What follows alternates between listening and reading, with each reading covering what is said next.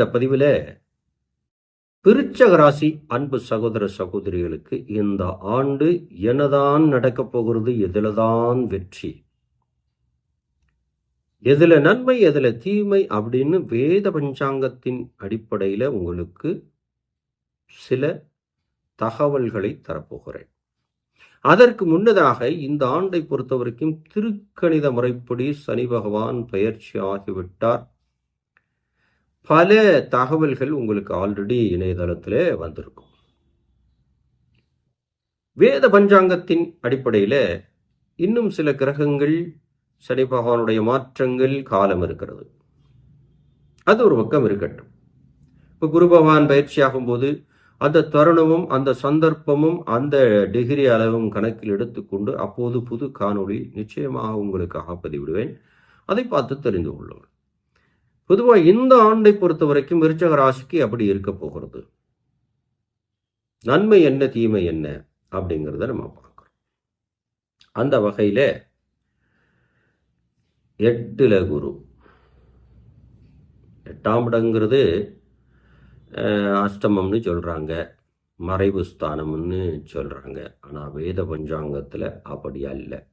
அது குரு பயிற்சி நாளிலே உங்களுக்கான சிறப்பு என்ன அப்படிங்கிறத நான் இன்னொரு வீடியோ பதிவு உங்களுக்காக தருவேன்.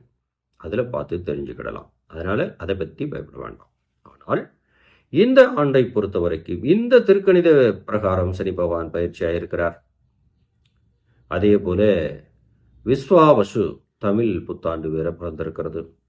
அதெல்லாம் நம்ம கணக்கில் எடுத்துக்கிட்டோம்னா மனது தெளிவாக இருக்கும்.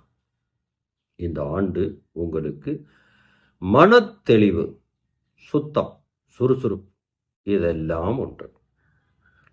அப்போ வீடு வாங்கலாம், தங்கம் வாங்கலாம், பூமி வாங்கலாம். வீடு வாங்கலாம், தங்கம் வாங்கலாம், பூமி வாங்கலாம். இப்போ இந்த மூணும் சின்ன காசுல வாங்க முடியுமா? பெருங்கொண்ட பணவரவு காத்திருக்கிறது. உங்களுடைய செயல்பாடு என்ன? அதாவது நீங்கள் செய்துக்கிட்டு இருக்கிற தொழிலை புதுசாக இன்னொரு தொழில் ஆரம்பிக்க போறீங்க, அல்லது புது பிரான்ச், நியூ பிரான்ச் ஆரம்பிக்கக்கூடிய ஒரு வாய்ப்பு.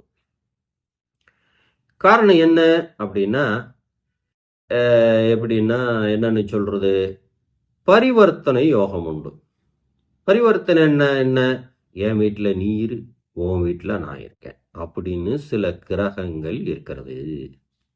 அதுதான் பரிவர்த்தனை யோகம்னு சொல்லுவான்.